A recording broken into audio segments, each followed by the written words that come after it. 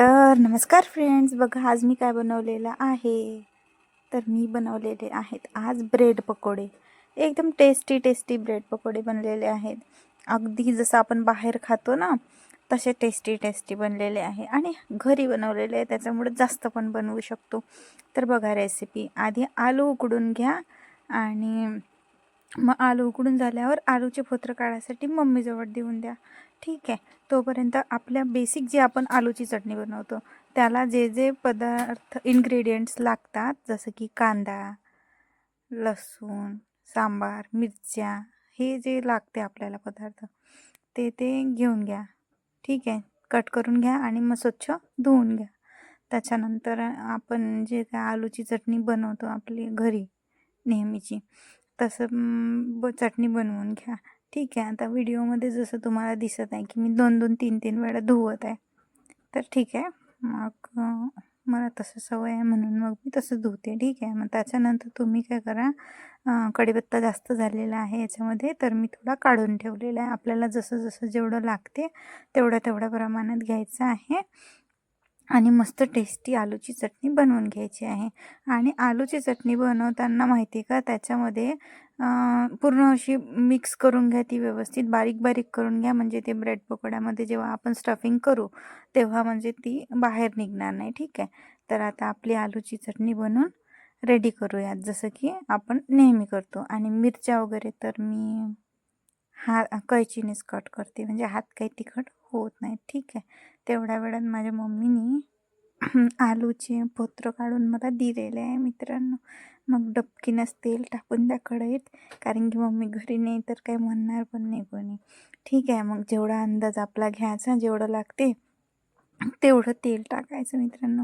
मिरच्या थोड्याशा जास्तच टाकायच्या, कारण की जास्त मिरच्या टाकल्यास मस्त तिखट होईल. ब्रेड इकडे फिक्काच असतो ना, वरून आपण ब्रेड आणि बेसनचं जे कोटिंग करू त्याच्यासाठी, म्हणून मग आपल्याला आधीच मिरच्या आलूची चटणीमध्ये थोड्या जास्त पडल्या तर काही प्रॉब्लेम नाही आहेत.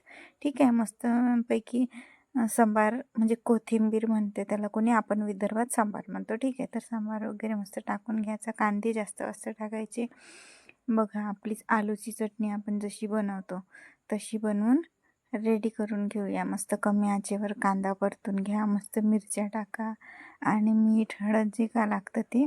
आणि इकडे बघा, आलू मी काय केलं, त्याच्यामध्ये काही लंप्स म्हणजे असं राहायला नको म्हणून, कडक राहायला नको म्हणून मी काय केलं, आलू किसणीनंच किसून घेतलं. जेव्हा की त्याची गरजही नव्हती. आलू चांगले शिजलेले असले की मग ते आपोआपच लवकर होऊ शकतात. ठीक आहे, मग आता बघा आलूची चटणी आपली बनवून रेडी आहे. आता बेसन घ्या आणि गाळून घ्या, आणि जास्त भांडे नाही भरवायला लागली पाहिजे म्हणून मी काय केलं, ते कणकीच्या झाकणातच गाळून घेतलं. आणि मग बरोबर जेवढा अंदाज लागेल की एवढं बेसन लागते तेवढं घेतलं आणि मग ते झाकण पुसपास करून ठेवून दिलं. ठीक आहे, आणि आता काय करा, हे बेसनमध्ये थोडंसं हळद टाकावं लागेल आपल्याला. आणि हळद नाही टाकावं लागेल, सॉरी. बेसनमध्ये आपल्याला टाकावं लागेल थोडीशी चटणी आणि थोडंसं मीठ. ठीक आहे, मग ते थोडंसं घट्टसरच भिजवून घ्या. ठीक आहे, आणि मग काय करा, कढईत जी आलूची चटणी बनली होती ती एका भांड्यात काढून घ्या आणि तीच कढई आपल्याला परत वापरायची आणि वापरायला घ्यायची. मग आता काय करायचं, त्याच्यामध्ये पण तेल टाकून घ्या. अंदाजानुसार जेवढं तळायला आपल्याला लागेल तेवढं तेल टाकून घ्या. मग काय करा, हे असे ब्रेड घ्या मोठे मस्त, त्याच्यावर मस्त जास्त चटणी टाका, आलूची चटणी बनलेली. ठीक आहे, आणि मग त्याला असं मधून त्रिकोण पडेल असं कट करून घ्या. ठीक आहे, मग आता हे ब्रेड पकोडे जे आहे ते बेसनामध्ये डिप करा आणि मग मस्तपैकी तळून घ्या. आणि बघा, थोडं असं मस्त त्याला कमी आचेवर होऊ द्या, मस्त ब्राऊन होतील आणि मग त्याला तळून घ्या. छान इतके टेस्टी बनतील मित्रांनो की तुम्हाला पण खूप आवडतील. ठीक आहे, आणि खाल्ल्यानंतर खूप वेळपर्यंत भूक पण लागत नाही.